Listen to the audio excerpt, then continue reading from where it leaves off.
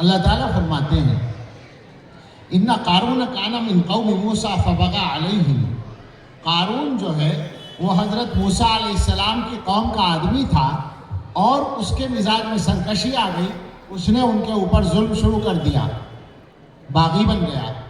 وَآتَيْنَاهُ مِنَ الْكُنُوزِ مَا إِنَّ مَفَاتِحَهُ لَتَنُوءُ بِالْعُصْبَةِ أُولِي الْقُوَّةِ، اور ہم نے اس کو اتنے خزانے دیے جن خزانوں کی چابیاں ایک طاقتور گروہ کو بوجھل کر دیں، یعنی 10 آدمی ان چابیوں کو اٹھانے میں تھک جائیں، اتنی زیادہ چابیاں تھی خزانوں کی، تو خزانے کتنے ہوں گے؟ اِذْ قَالَ لَهُ قَوْمُهُ لَا تَفْرَحْ إِنَّ اللَّهَ لَا يُحِبُّ الْفَرِحِينَ، بات اس وقت کی ہے جب اس سے اس کی قوم نے کہا کہ تم فخر میں مبتلا نہ ہو، اللہ تعالیٰ فخر کرنے والوں کو پسند نہیں کرتے۔ وَابْتَغِ فِي مَا آتَاكَ اللَّهُ الدَّارَ الْآخِرَةَ، اور جو کچھ اللہ نے تمہیں دیا ہے اس میں آخرت کو تلاش کرو۔ وَلَا تَنْسَ نَصِيبَكَ مِنَ الدُّنْيَا، اور دنیا میں جو تمہارا حصہ ہے اس کو فراموش نہ کرو۔ وَأَحْسِنْ كَمَا أَحْسَنَ اللَّهُ إِلَيْكَ، اور اللہ نے جیسے تمہارے ساتھ احسان کا معاملہ کیا لوگوں کے ساتھ اچھا برتاؤ کرو۔ وَلَا تَبْغِ الْفَسَادَ فِي الْأَرْضِ، اور زمین میں فساد نہ کرو۔ إِنَّ اللَّهَ لَا يُحِبُّ الْمُفْسِدِينَ، اللہ تعالیٰ فساد کرنے والوں کو پسند نہیں کرتا۔ قارون نے جواب کیا دیا، قال، اس نے کہا، انما اوتیتہ علی علم عندی، یہ جو مال مجھے ملا ہے، یہ جو میرے پاس مال کی طاقت ہے، خامخواہ تم نصیحت کرنے آ گئے، میری قابلیت کا نتیجہ ہے جناب، میں نے محنت سے یہ مال کمایا ہے۔ جیسے آج کل کا کوئی مالدار کہہ دے کہ ہم نے پیسہ محنت کر کے کمایا، وہ حساب رسید لے کے آ گئے چندہ کرنے کے لیے، کچھ ایسی ہی بات ہے نا یہ۔ اس نے کہا انما اوتیتہ علی علم عندی، یہ مجھے ملا ہے میری اس صلاحیت کی بنا پر جو میرے پاس ہے۔ اللہ تعالیٰ فرماتے ہیں اولم یعلم، کیا اسے نہیں پتا ان اللہ قد اہلک من قبلہ من القرون من هو اشد منہ قوۃ واکثر جمعا، کہ اللہ تعالیٰ نے اس سے پہلے بہت سی ایسی قوموں کو ہلاک کیا جن کی طاقت بھی قارون سے زیادہ تھی اور ان کا مجمع بھی قارون سے زیادہ تھا، یعنی افرادی قوت بھی زیادہ تھی۔ ولا يسأل عن ذنوبهم المجرمون، اور مجرموں سے ان کے گناہوں کے بارے میں پوچھا نہیں جاتا، یعنی جب پکڑ آتی ہے تو پھر نہیں پوچھا جاتا۔ آگے اللہ تعالیٰ نے اس کا ایک واقعہ بیان کیا، فخرج علی قومہ فی زینتہ، قارون اپنی قوم کے سامنے نکلا اپنی شان کے ساتھ، اپنی زینت کے ساتھ۔ قرآن کے انداز بیان سے معلوم ہوتا ہے کہ قارون نے پروگرام بنایا اپنی دولت کا مظاہرہ کرنے کا، لوگوں پر روک ڈالنے کے لیے، اور تماشا دیکھنے والے راستے پر کھڑے ہو گئے۔ قرآن کے بیان ہی سے یہ بات سمجھ میں آتی ہے کہ چونکہ وہ بنی اسرائیل کا آدمی ہے تو زیادہ تر وہی لوگ تھے تماشا دیکھنے والے جو ایمان والے تھے، بنی اسرائیل میں تھے، حضرت موسیٰ علیہ السلام کی امت کے لوگ تھے۔ مگر ایمان والوں میں بھی جس طرح آج 2 قسمیں ہیں، اس زمانے میں بھی 2 قسمیں تھیں۔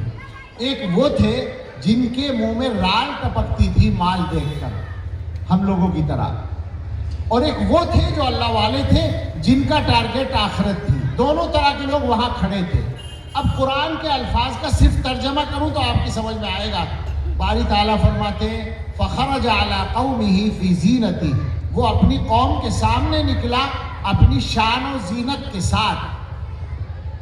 قال الذین یریدون الحیاۃ الدنیا، ان لوگوں نے کہا جو دنیا کی زندگی کے چاہنے والے تھے۔ کیا کہا؟ 2 جملے کہے، آپ سب سن رہے ہیں نا؟ ذرا غور کیجئے گا اور سوچئے گا، آپ اور ہم وہاں کھڑے ہوتے تو ان 2 باتوں کے علاوہ کیا کہتے؟ یعنی میں یہ کہنا چاہتا ہوں کہ ہم لوگوں کا ذوق بھی ایسا کہ ہم بھی یہی کہتے ہیں۔ کیا کہا؟ یا لیت لنا مثل ما اوتی قارون، کاش ہمیں بھی اتنا مال مل جاتا جتنا قارون کو ملا ہے۔ کیا خیال ہے؟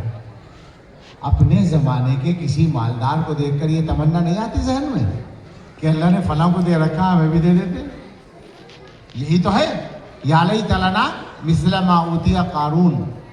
اور اگلا جملہ انہ لذو حظ عظیم، یہ قارون بڑی قسمت والا آدمی ہے۔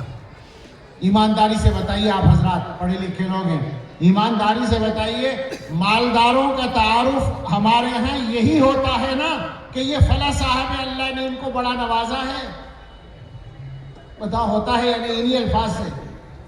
مجھ سے کرایا جاتا تھا اس لیے میں کہتا ہوں، اب تو میں نے تقریروں میں بول بول کے روک دیا لوگوں کو، اب مجھ سے کچھ الفاظ نہیں کہتے۔ کبھی آپ نے کسی مولوی کے تعارف میں بھی یہ جملہ بولا ہے کہ یہ مولانا فلاں صاحب ان کو اللہ نے بڑا نوازا ہے، یہ بہت بڑے آدمی ہیں؟ مالداروں کے لیے ہمارے ہاں لفظ ہی یہ ہے کہ یہ تو بہت بڑے آدمی ہیں۔ کیا مطلب بہت بڑے آدمی ہیں؟ یعنی بہت بڑے مالدار ہیں، یہی ہے نا؟ کیا سوچ ہے؟ عالم کیوں نہیں بڑا ہے؟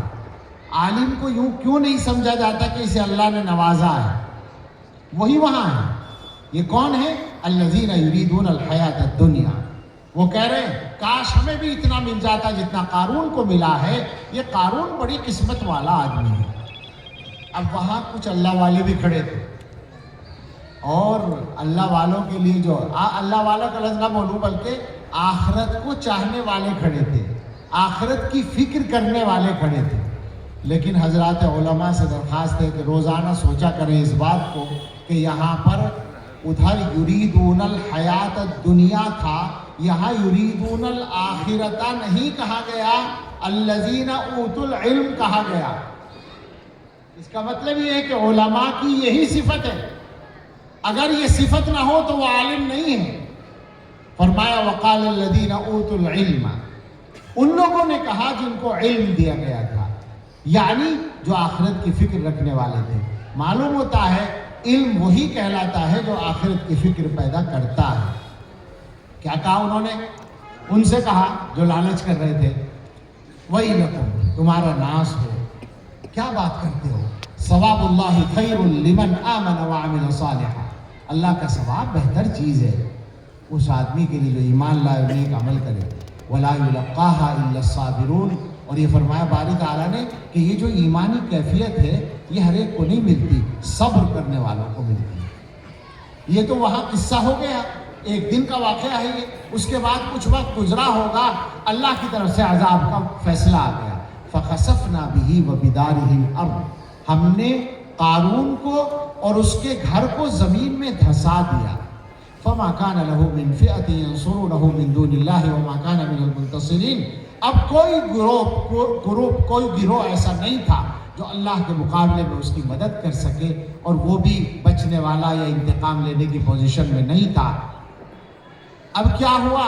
وہ بیچارے جو پرسوں فلاں دن نمائش والے دن لالچ کر رہے تھے تو وہ بیچارے ایمان والے، نصیحت ہو گئی۔ وَأَصْبَحَ الَّذِينَ تَمَنَّوْا مَكَانَهُ بِالْأَمْسِ يَقُولُونَ، وہ لوگ جو کل قارون جیسی جگہ کی تمنا کر رہے تھے وہ کہنے لگے وَيْكَأَنَّ اللَّهَ يَبْسُطُ الرِّزْقَ لِمَن يَشَاءُ مِنْ عِبَادِهِ وَيَقْدِرُ، بھائی ایسا معلوم ہوتا ہے کہ اللہ تعالیٰ اپنے بندوں میں سے جس کو چاہتے ہیں زیادہ دیتے ہیں، جس کو چاہتے ہیں کم دیتے ہیں۔ یہ فضیلت کا مسئلہ نہیں ہے، تو اللہ کی حکمت ہے کسے دینا ہے زیادہ کسے کم دینا۔ لولا امن اللہ علینا لخسف بنا، اگر اللہ ہم پہ کرم نہ کرتا تو ہمیں بھی دھسا دیا ہوتا۔ وَيْكَأَنَّهُ لَا يُفْلِحُ الْكَافِرُونَ، بھائی ایسا ہے کافر تو کامیاب نہیں ہوتے، ناشکر کامیاب نہیں ہوتے، منکر کامیاب نہیں ہوتے۔ اور اس کے بعد ایک آیت اور ہے، وہ ضرور سن لیں۔ باری تعالیٰ نے یہ سارا قصہ سنانے کے بعد ارشاد فرمایا تِلْكَ الدَّارُ الْآخِرَةُ، یہ جو آخرت کی کامیابی ہے، نَجْعَلُهَا لِلَّذِينَ لَا يُرِيدُونَ عُلُوًّا فِي الْأَرْضِ وَلَا فَسَادًا، یہ جو آخرت کی کامیابی ہے یہ ہم ان لوگوں کے لیے مقرر رکھتے ہیں جو زمین میں بلندی نہیں چاہتے اور فساد نہیں چاہتے۔ زمین میں اپنی بڑائی، جو آدمی زمین میں اپنے آپ کو بڑا بنانا چاہے گا وہی فساد کرے گا، یہ ہمیشہ یاد رکھیں۔ آج کی دنیا کا فساد کیا ہے؟ ہر آدمی یہ چاہتا ہے کہ میں لیڈر بنوں، مجھے بڑا مانا جائے، میری بات چلے، لہذا فساد ہے۔ فساد ختم کرنے کا راستہ کم سے کم مسلمانوں کو تو اس معاملے میں صحیح کر لینا چاہیے اپنے آپ کو، اور دوسروں کو بھی دعوت دینی چاہیے اور سمجھانا چاہیے کہ دنیا کی بڑائی کوئی بڑائی نہیں ہے۔ یہ بڑائی تو لوگوں کی عنایت سے ملتی ہے اور جب جی چاہتا ہے لوگ اس سنہاسن پہ سے اتار دیتے ہیں جس پر کبھی انہوں نے بڑی عزت سے بٹھایا تھا۔ کیوں چکر میں پڑے آدمی؟ بلندی اصل وہ ہے جو اللہ کے یہاں حاصل ہے۔ وہ کیسے حاصل ہوتی ہے؟ حضرت علی رضی اللہ تعالیٰ عنہ کا ارشاد مجھے یاد آ گیا اچانک۔ فرماتے ہیں من اراد غنى بلا مال وہیبة بلا سلطان وعزا بلا عشیرة فلیتق اللہ فإن اللہ یابى ان یذل الا من عصاه۔ علماء خاص طور سے ہمیشہ یاد رکھیں، دلوں پر لکھ لیں اور لوگوں کو سمجھائیں۔ فرمایا جو آدمی بغیر مال کے غنا چاہے، غنا ابھی بات ہو رہی تھی دل کا غنا، بغیر مال کے مالدار بننا چاہے اور بغیر اقتدار کے، اقتدار یعنی کیا کہیں گے اس کو، پاور، عہدہ، عہدے سے ہی طاقت آتی ہے نا، بغیر عہدے کے اور بغیر اقتدار کے رعب چاہے کہ لوگ اس کا رعب محسوس کریں، اس کی بات مانیں، اور عزت بلا عشیرت، بغیر خاندان کے عزت چاہے۔ آپ سمجھے نا بات کو؟ دنیا میں کیا ہوتا ہے، پیسہ ہو تو آدمی غنی ہے، عہدہ ہو تو آدمی کے پاس طاقت ہے، اور بڑا خاندان ہے تو عزت ہے، ورنہ کوئی نہیں پوچھتا۔ عام جو رواج ہے دنیا کا، اب یہ تو اپنے ہاتھ میں نہیں ہے۔ حضرت علی رضی اللہ تعالیٰ عنہ فرماتے ہیں کہ تمہیں چاہیے یہ چیزیں، غنا چاہیے، عزت چاہیے، طاقت چاہیے، تو سنو، جو آدمی بغیر مال کے غنا چاہتا ہو، بغیر اقتدار کے رعب چاہتا ہو اور بغیر خاندان کے عزت چاہتا ہو، تینوں کے لیے ایک ہی نسخہ ہے، فلیتق اللہ، اسے چاہیے کہ اللہ سے ڈرے، تقوی کی زندگی گزارے۔ یہ ایک راستہ ہے۔ فإن اللہ یابى ان یذل الا من عصاه، اس لیے کہ اللہ تعالیٰ صرف اپنے نافرمانوں کو ذلیل کرنا پسند کرتا ہے، اپنے راستے پر صحیح طریقے سے چلنے والوں کو اللہ ذلیل کرنا پسند نہیں کرتا۔ تو اب میرے بھائی واپس آ جائیں۔ ہم نے بات یہ شروع کی تھی کہ مسلمان جہاں کہیں بیٹھیں تو کچھ ایسی باتیں ہو جائیں جو حالات کو بدلنے میں ہماری مدد کریں۔ ہم دنیا کے حالات کو اس لیے بدلنا چاہتے ہیں کہ دنیا میں ہمارے ساتھ ناانصافی بھی ہوتی ہے، ظلم بھی ہوتا ہے، اور ہم کچھ کرنے کی پوزیشن میں نظر نہیں آتے۔ دو حدیثیں سنیں، مضمون کو سمجھنا آسان ہوگا، تفصیل کرنے کا تو موقع نہیں۔ بالکل ملتے جلتے الفاظ کی دو حدیثیں، ایک حدیث تو ہے، دونوں حدیثوں کا تعلق جو ہے وہ امر بالمعروف نہی عن المنکر سے ہے۔ امر بالمعروف اور نہی عن المنکر اسلامی معاشرے کی ریڑھ کی ہڈی ہوتی ہے۔ کسی بھی معاشرے کو اگر اسلامی بننا ہے تو اس میں یہ دو کام ہوں گے۔ ایک تو یہ کہ اگر کوئی آدمی اچھا کام نہیں کر رہا، نماز نہیں پڑھ رہا، زکوٰۃ نہیں دے رہا، فلاں کام نہیں کر رہا، تو اس کا ساتھ والا، اس کا رشتہ دار، اس کے گھر کا آدمی، اس کا پڑوسی، اس کے اسٹاف کا آدمی، اس کا تعلق والا، اس کا دوست یا کوئی مسلمان جو یہ کام کر سکتا ہو، وہ اس کو متوجہ کرے کہ بھائی کیا کر رہے ہو، نماز چھوڑ رہے ہو، نماز پڑھو، زکوٰۃ ادا کرو، فلاں کام کرو۔ یہ اچھائی کا حکم دینا۔ حکم دینا کا مطلب ہے اچھائی کی ترغیب دینا، اچھائی کے لیے کہنا۔ اس کی تفصیلات ہیں، بہت تفصیلات ہیں، لیکن مختصر یہ، اور برائی سے روکنا۔ اگر کوئی گناہ کر رہا ہے تو اسے سمجھایا جائے بھئی یہ غلط بات ہے، ایسا مت کرو، اس سے بچو۔ یہ اسلامی معاشرے کی تشکیل کی بنیاد ہے۔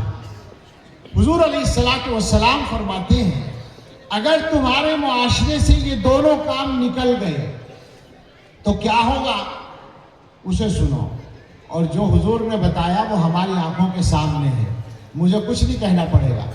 فرمایا کہ لَتَأْمُرُنَّ بِالْمَعْرُوفِ وَلَتَنْهَوُنَّ عَنِ الْمُنْكَرِ أَوْ لَيُوشِكَنَّ اللَّهُ أَنْ يَبْعَثَ عَلَيْكُمْ عِقَابًا مِّنْ عِنْدِهِ ثُمَّ لَتَدْعُنَّهُ فَلَا يَسْتَجِيبُ لَكُمْ۔ تم امر بالمعروف ضرور کرتے رہو، نہی عن المنکر کرتے رہو، ورنہ ہو سکتا ہے اللہ تعالیٰ تم پر ایسا کوئی عذاب بھیجے اپنی طرف سے، پھر تم اللہ سے دعا کرو اور اللہ تمہاری دعا قبول نہ کرے۔ ہے نا کچھ؟ ایسا ہی ہوتا ہوا نظر آ رہا ہے نا. اس سے زیادہ واضح یہی الفاظ ہیں لَتَأْمُرُنَّ بِالْمَعْرُوفِ وَلَتَنْهَوْنَ عَنِ الْمُنْكَرِ. تم امر بالمعروف کرتے رہو، نہیں عن المنکر کرتے رہو، ورنہ لَيُوشِكَنَّ اللَّهُ أَن يُسَلِّطَ شِرَارَكُمْ عَلَى خِيَارِكُمْ ثُمَّ يَدْعُو خِيَارُكُمْ عَلَى شِرَارِكُمْ فَلَا يَسْتَجِيبُ لَهُمْ. امر بالمعروف اور نہی عن المنکر چھوڑ دو گے تو ہو سکتا ہے اللہ تعالیٰ تم میں سے برے لوگوں کو تم میں سے اچھے لوگوں پر مسلط کر دے. صرف ہندوستان کی بات نہیں ہو رہی، ساری دنیا کی.